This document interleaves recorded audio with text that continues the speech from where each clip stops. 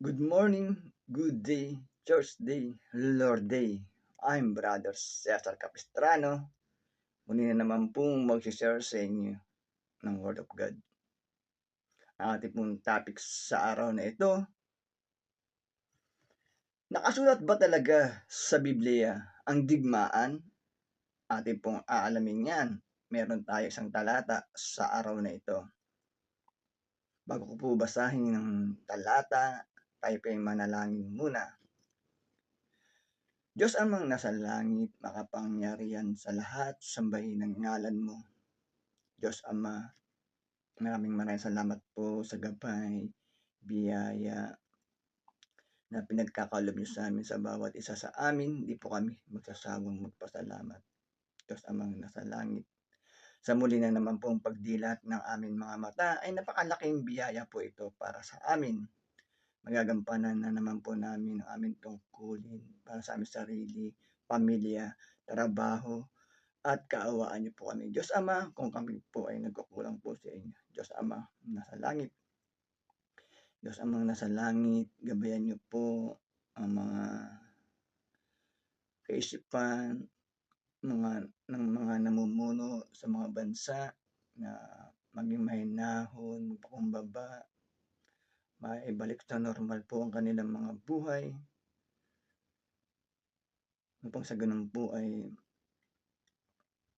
magkaroon na po uli ng bagong pag-asa na kami na inyong mga nilikha. Diyos Amang nasa langit. Matigil na po ang digmaan na nangyayari po sa ibang bansa. Diyos Amang nasa langit. Sa pangalan ng Panginoon Yesus. Amen. Brother and sister, magandang araw na naman po ng linggo. Ating pong topic, nakasulat ba talaga sa Biblia ang digmaan? Akin na pong babasahin ng talata ay nasa Mateo chapter 24 verse 6 to 8. Verse 6. Makakarinig kayo ng alingaw-ngaw ng labanan at ng mga balita tungkol sa digmaan. At ng mga balita tungkol sa digmaan, huwag kayong mababagabag, dapat mangyari ang mga ito, ngunit hindi pa ito ang wakas. 7. Sapagkat makikibaka ang bansa laban sa kapwa bansa at ang kaharian sa kapwa kaharian, magkakagutom at lilindol sa iba't ibang dako. 8. Ang lahat ng ito ay pasimula pa lamang ng mga paghihirap. Amen, brother and sister. Pinagtitibay po sa nabasa natin sa Biblia na kaya po magkakaroon ng mga digmaan sa bansa, kapwa sa bansa, kaharian sa kapwa kaharian. Ngunit hindi pa raw ito ang wakas. Malinaw naman po sa nabasa natin sa balita. Nabasa natin sa Biblia. Brother and sister, ang Biblia po kasi ang mga kautusan, aral ng ating Panginoong Hesukristo ay mahalin natin ang ating kapwa. Magpakababa, maging matulungin, sa kadahilanan sa ating mga ninuno, sa kadahilanan ng mga tagapamahala na iba-ibang katuruan sa mga religion o rehiyon ay nagkakaroon po ng iba-ibang pananampalataya at paniniwala. Pero kung susuriin po natin ang Biblia, ay ayaw ng mga digmaan, ayaw ng makakasakit ng kapwa, ayaw ng mayroong malolokong kapwa, ayaw ng gulo.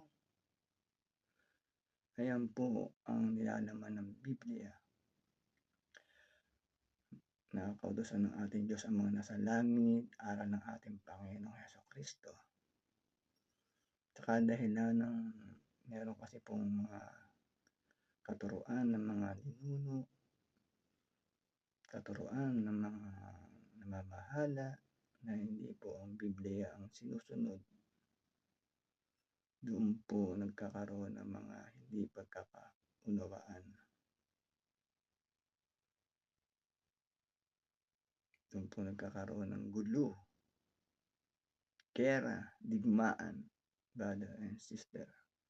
Pero kung susundin natin ang Diyos Amang nasa langit, susundin natin ang ating Panginoong Hesukristo, ay wala pong digmaan, walang gulo.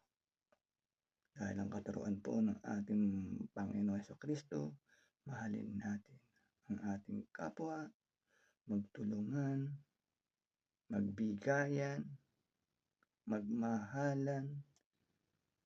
Ayan po ang katuruan ng ating Panginoong Hesukristo.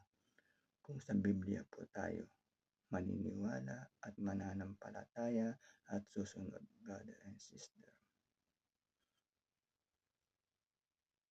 Ipanalangin na lang po natin na matigil na ang digmaan sa ibang bansa, brother and sister.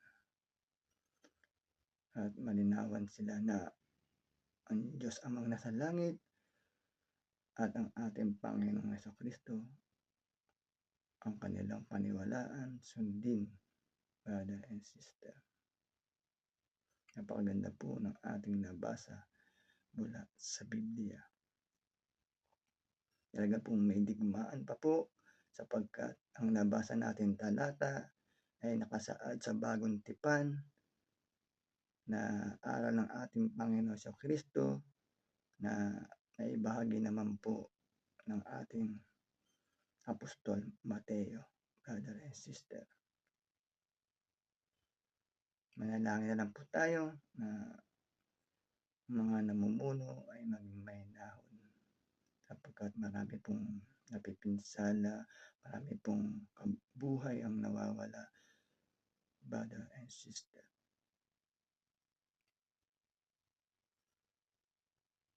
Tapos sana ay huwag po tayong manawa makinig every Sunday na aking pong ibinabahagi na salita ng Diyos na buhay at makapangyarihan upang sa ganun po ay magkaroon tayo ng gabay, kontrol at kaalaman dito sa sanlibutan, brother and sister. Tatapos na po yung ating topic, tayo po yung manalangin muli. Diyos Amang nasa langit, makapangyarihan sa lahat, sambahin ang ngalan mo. Maraming salamat po. Nakapagpakinig na naman po kami ng iyong salita na buhay at makapangyarihan na nagbibigay lakas po sa aming katawan at spiritual. Maraming salamat po. Sa ngalan ng Panginoong Jesus, Amen. Brother and sister, magandang araw na naman po ng linggo. Lagi po tayong mag-iingat at magdadasal. God bless to all.